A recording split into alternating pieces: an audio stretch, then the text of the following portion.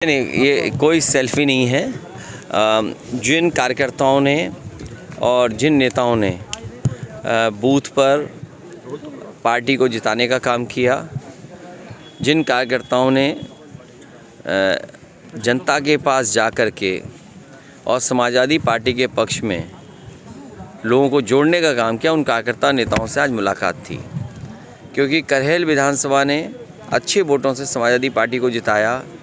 जसवंत नगर के बाद अगर किसी विधानसभा ने सबसे अच्छे वोट देकर के जिताया तो वो है करहल विधानसभा। और केवल अभी लोकसभा में नहीं, इससे पहले भी जब चुनाव था उस समय भी आम चुनाव में बड़े बड़े नेता भारतीय जनता पार्टी के आए थे और बड़ी बड़ी बातें करके गए थे। उसके बाद भी जनता ने समाजवादी पार्टी की मदद की।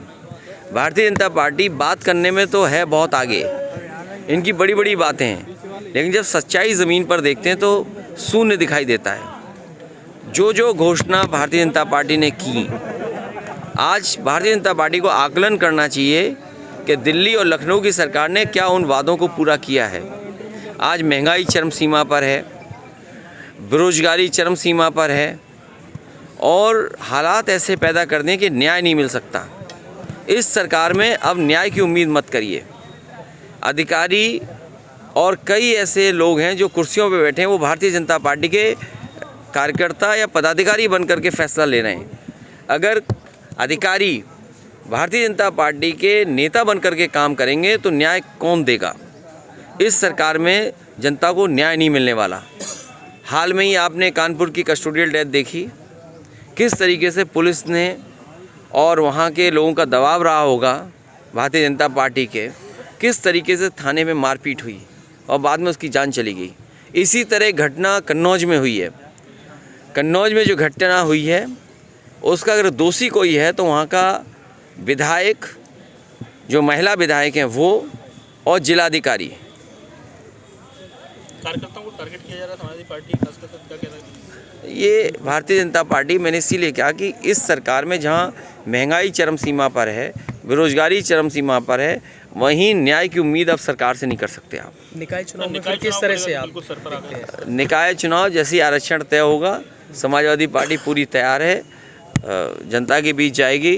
क्योंकि कूड़े की समस्या, नाली की समस्या और जिस तरीके से जीएसटी से व्यापारियों को परेशान करने के लिए एकदम जीएसटी की टीमें निकल पड़ी, व्यापारी लोगों को मैं सावधान करना चाहता हूँ। ये केवल चुनाव के लिए इन्होंने छापे रोके हैं।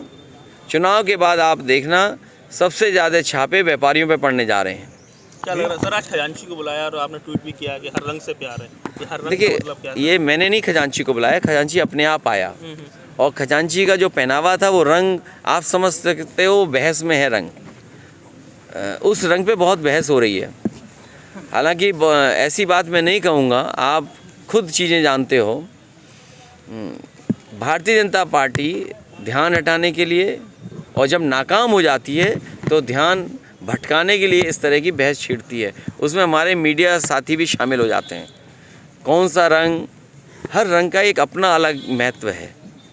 अगर इस रंग का महत्व है तो कोई ऐसा नहीं है जो सम्मान न करता हो रंग का, लेकिन केवल टारगेट इसलिए करना कि वो किसी एक धर्म से जुड़े एक्टर हैं या धर्म से जुड़े लोग हैं, ये भारतीय जनता पार्टी की सोची समझी रणनीति है, षड्यंत्र है और हर आदमी जानता है।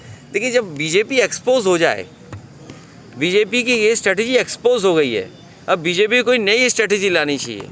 रंग है, जाति है, धर्म है, ये सब स्ट्रेटजी उनकी ख़त्म हो चुकी है। जनता निराश हो गई है। जनता चाहती है महंगाई का कोई रास्ता निकले, कैसे महंगाई कम हो, बेरोजगारी कैसे दूर हो और हमारा प्रदेश और देश कैसे आगे बढ़े। ये तमाम लोग विदेश यात्रा पे गए हैं। मुझे उम्मीद है जब ये मंत्री विदेश यात्रा से लौटेंगे तो अपनी रिपोर्ट ये विधानसभा में टेबल करेंगे। भैया, पहले आजम साहब, उसके बाद और भी कई विधायक, अब इरफान सोलंकी को भी टारगेट किया जा रहा है। जितने भी समाजवादी पार्टी के लोग होंगे और जितने भी पत्रकार निष्पक्ष होंगे वो सब टारगेट पे होंगे।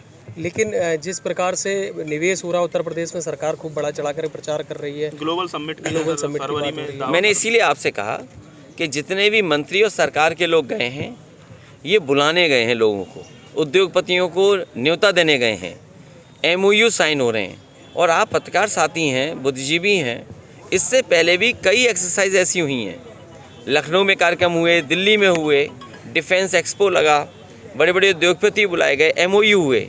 मैं ये जानना चाहता हूँ कि जो पहले MOU हुए वो कितने ज़मीन पर उतरे, और जो MOU भारत सरकार से हुए वो ज़मीन पर उत्तर प्रदेश में कितने उतरे।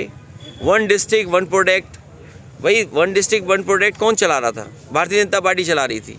भारतीय जनता पार्टी की सरकार ये बताए मैनपुरी की तम्बाकू है, ये 1 प्रोडक्ट है मैनपुरी का, बताओ तम्बाकू के लिए क्या किया इन्होंने? या और बड़े प्रोजेक्ट चल रहे थे उनके लिए क्या किया काम? अगर मैनपुरी में 1 डिस्ट्रिक्ट 1 प्रोडक्ट में ये बताएं कितना बजट दिया है, इटावा में 1 डिस्ट्रिक्ट 1 प्रोडक्ट में कितना बजट दिया है, फिरोजाबाद है 1 डिस्ट्रिक्ट 1 प्रोडक्ट में कितना इन्होंने बजट दिया, और फिर जो पहले से इन्वेस्टमेंट मीट हो चुकी हैं उन इन्वेस्टमेंट मीट के माध्यम से किस ज़िले में क्या आया है, कितना पैसा इन्वेस्ट हुआ, ये सरकार क्यों छिपा रही है, बता क्यों नहीं रही? ठीक। चाचा शिवपाल जी को सर क्या, अरे अब क्या बता रहे हो, वो तो चाचा साथ आ गए, अब क्या बोल रहे हो कुछ सर जिम्मेदारी आप देने वाले थे? तुम? हाँ पूछिए कोई जानकारी वाला इंटेलिजेंट सवाल। अरुण राजभर ने अभी थोड़ी देर पहले ये बोला है कि OBC आरक्षण को 52% किया जाना चाहिए। देखिए आप इस चक्कर में मत पड़ो। बीजेपी और बीजेपी के लिए कौन काम कर रहा है? बीजेपी कभी भी संविधान के पक्ष में नहीं है। बीजेपी बाबा साहब भीमराव अम्बेडकर जी के माध्यम से जो हमें अधिकार मिले उसके पक्ष में नहीं है। अभी महंगाई चरम सीमा पर है, आपकी बेरोजगारी चरम सीमा पर है, अभी न्याय नहीं मिल रहा है, और देखना बहुत दिनों बाद आपके वोट डालने का अधिकार भी छीन लेंगे। क्या रामपुर में आपने नहीं देखा? क्या मैनपुरी में आपने नहीं देखा कि कितनी फ़ौज लगाई गई थी? लेकिन हम बधाई देना चाहते हैं जनता को और अपने प्रेस के साथियों को जिन्होंने समय समय पर सरकार के खिलाफ और सच्ची खबरें दिखाई। कल मुख्यमंत्री जी ने लिखित पत्र बांटे हैं UPPCS के कर्मियों को, जो नियुक्त अधिकारी हैं उनको, लेकिन उन्होंने एक सवाल खड़ा किया कि आपकी सरकार में जो चेयरमैन थे उन्होंने बदनाम कर दिया था, लेकिन आज ऐसा नहीं है। जो आयोग गठित है वो समाजवादी सरकार के समय का आयोग गठित है।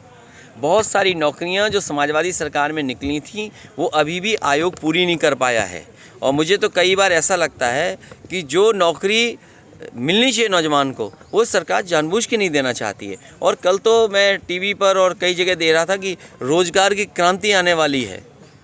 इससे बड़ा झूठ और क्या सकता है बीजेपी वालों का कि रोज़गार की क्रांति। मुझे याद है फर्रुखाबाद में अभी अग्निवीर की भर्ती हुई थी, 1,26,000 लोगों ने फॉर्म भरा, मात्र मुझे लगता 200 नौजवानों को भी नौकरी नहीं मिली।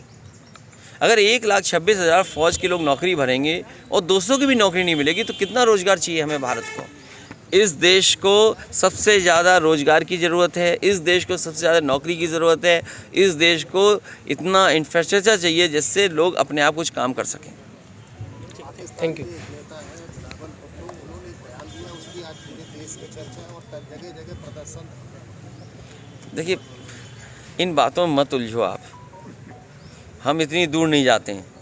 भारतीय जनता पार्टी अपनी नाकामी छिपाने के लिए पाकिस्तान, नाकामी छिपाने के लिए रंग, नाकामी छिपाने के लिए रंग, इस तरह के मुद्दे समय समय पर भारतीय जनता पार्टी लाती है। Thank you. हमें आपको इटावा देखना है मैनपुरी।